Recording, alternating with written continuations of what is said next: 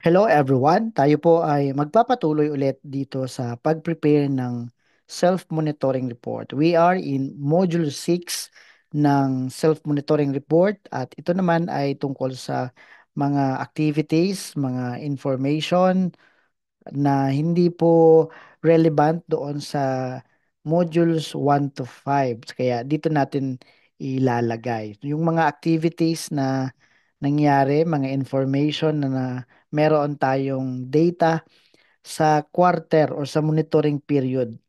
So kung ito po ay sa third quarter ang ating report, then yung mga activities or yung mga information or data na meron tayo ah, sa quarter na ito, sa monitoring period na ito, yun lamang ang nilalagay natin. And what are the information na pwede nating i-provide na hinihingi dito sa Module 6? Sa Module 6, ito yung mga accidents and emergency records. Pero kung wala namang environmental incident, we can just indicate yung mga not applicable. Yan. Can indicate not applicable para ah, appropriate yung ating answer. If not applicable, we can just indicate NA. So, kadalasan may mga ah, nagpapasa ng report na NA dito dahil wala namang environmental incident. At yung date ay mananatiling 2001-01. So, yun yung pinaka-default natin yan. 2001-01. Merong mga environmental incident kasi tayong tinitingnan like yung mga spillage ng chemical, ng oil. Meron tayong mga incident na nasira yung ating mga air pollution source equipment or installation with pollution control device. Yan, pagka yung ating mga wastewater effluent ay bagsak sa standard set ng DNR na tinatawag nating General Effluent Standard. Saka yung ating mga sa National Emission Standard. So kapag meron tayong mga exceedances dyan, yan, matuturing ng mga environmental incident. Pwede nating ilagay po yan dyan sa accidents or emergency records at kung ano ang action taken. Ano po, ano yung findings and observation at action taken. Pangalawa, yung personnel or staff training. At kung nagkakandak tayo ng orientation sa ating mga personnel and staff, pwede nating ilagay yan dito. So for example, nagkandak tayo ng July 15, nagkandak ng orientation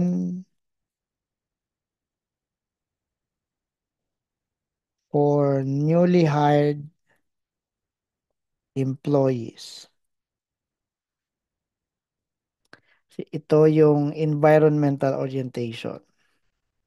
'Di ba merong safety orientation for newly hired employees or ito naman environmental orientation. Ilan yung umattend, halimbawa, yung bagong hired. Let's say 5. Ang iba merong mga natatapat sa training ng basic PCO training. So, halimbawa, July 5, tayo ay umattend ng basic PCO training. So, palagay natin dito, one personnel trained. Okay? So, at dito po, meron tayong mga i-upload na attachments.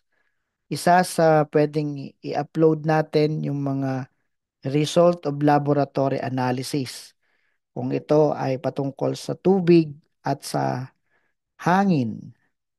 So, i-attach natin dito. Ang isa pang ina-upload dito ay ito mismong Module 6 na duly notarized. Ito pong portion na to, makikita natin dito sa baba. Mayroong mga pangalan ng PCO at ng managing head. At mayroong portion dito, nilalagay natin yung kanilang competent evidence of identity dahil kailangan sa pagpapanotaryo. So, indicate natin dito sa baba yung bago natin i-export. Indicate natin yung mga evidence of identity.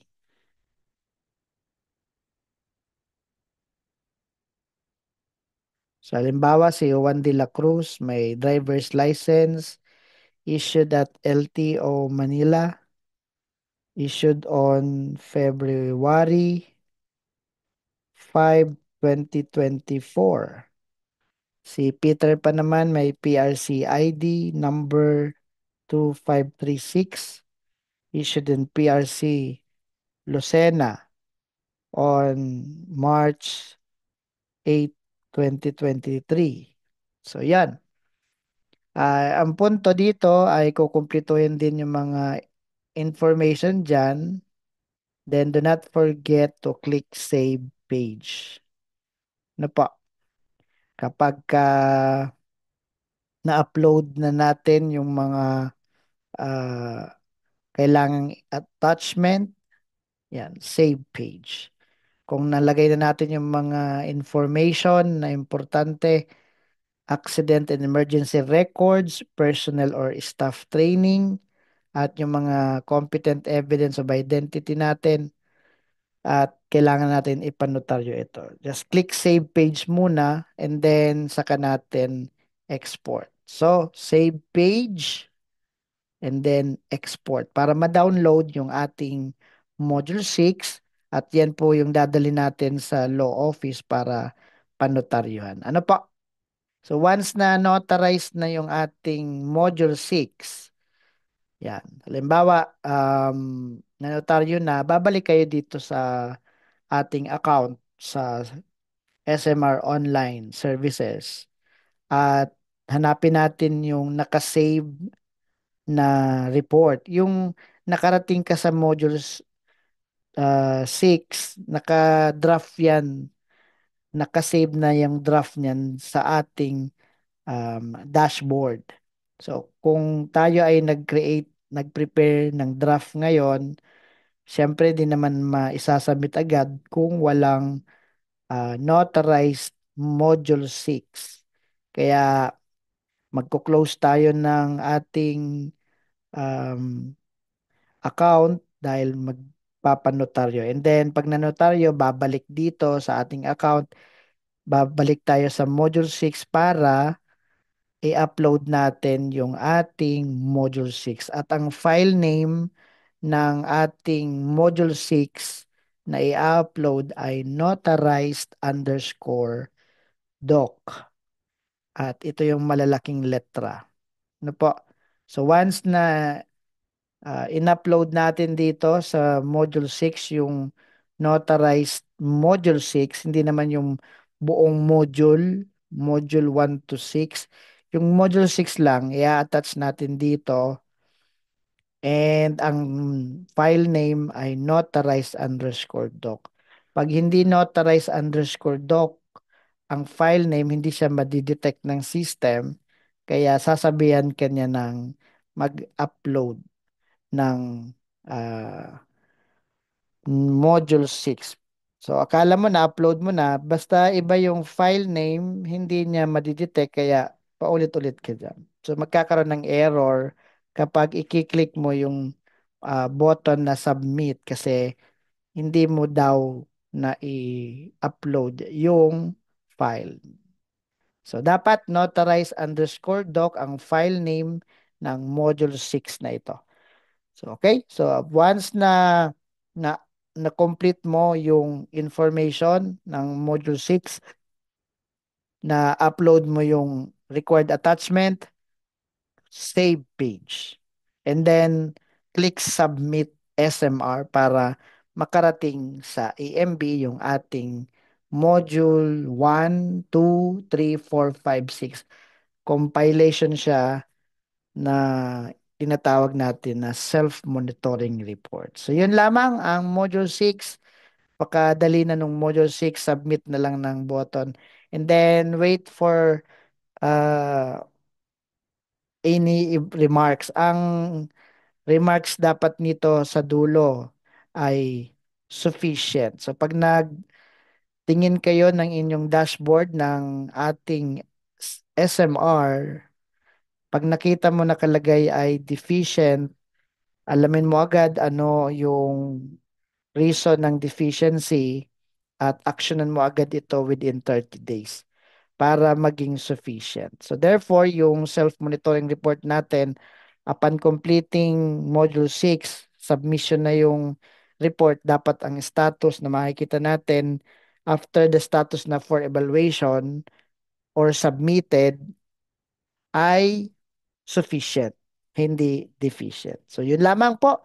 At kung gusto niyo pang malaman kung paano ang ibang reportorial requirement ng ating establishment, especially the compliance monitoring report on how to prepare compliance monitoring report and other reports na kailangan nating i-prepare bilang PCO when we attend to all permitting and registration requirements of our establishment. Please subscribe to this channel. Please share this video. Please like this video. And you are also encouraged to ask question para malinawan pa tayo. Salamat everyone. Thank you for your time listening. And God bless us all.